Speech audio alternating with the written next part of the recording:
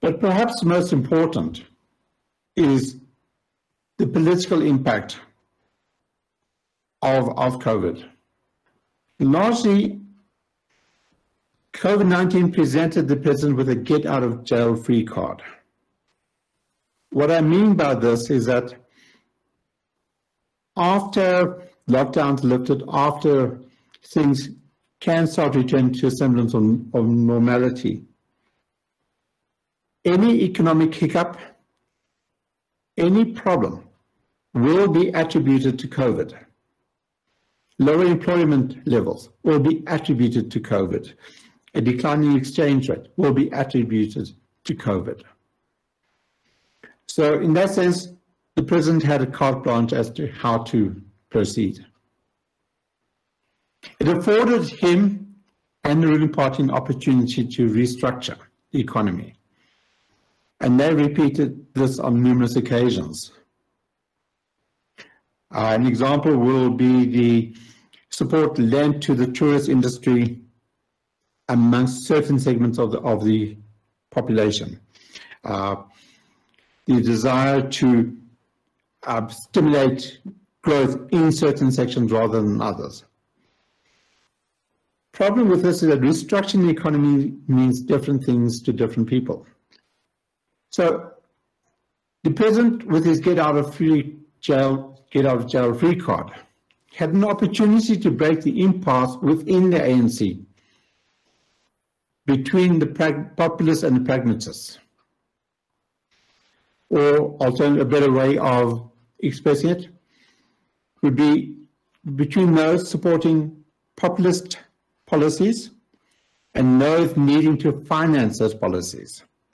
So we have on the side of populist policies, we would have support of state-owned enterprises. We would have certain types of investment.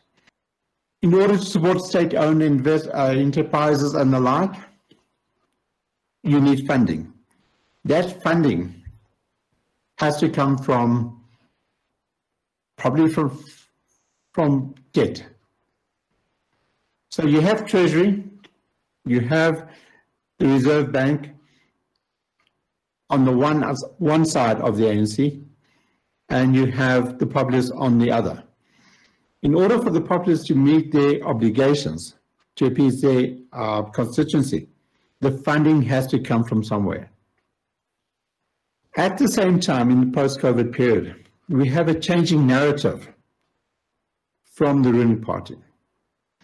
People will have noticed that over the last 3-4 months, there's been virtually no mention of property appropriation without compensation. Land appropriation without compensation has miraculously dropped off the agenda. The shift has been towards other things like the acquisition of pension funds, i.e. prescribed investments that need to be made by state and private pension funds. And lately, there's been a move to talking about things like the basic income grant. This changing narrative is partly a product of the need to approach the IMF, the World Bank, for low-cost loans. Commercial loans to the state typically earn a 7% plus interest rate per annum. IMF, World Bank loans typically earn interest rates of 1 to 1.1%. So it is really cheap money for the state. And is traditionally associated with conditionality, where the IMF imposes conditions under which the loan can be accessed. This time, the loans, the conditions imposed by the IMF were very limited. And essentially what the IMF required is that the South Africa holds itself to the promises made in this medium-term budget policy statement. That medium-term budget policy statement indicated the state's commitment to improving the business environment, to putting back on support for state-owned enterprises, to bringing the public sector wage bill under control.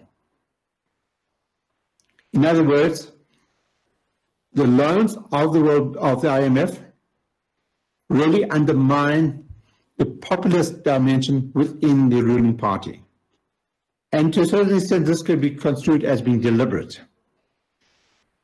So what we are seeing now in South Africa is hopefully a realignment of interests within the ruling party, and one in which the pragmatists, or those with fiscal responsibility, are in ascendance.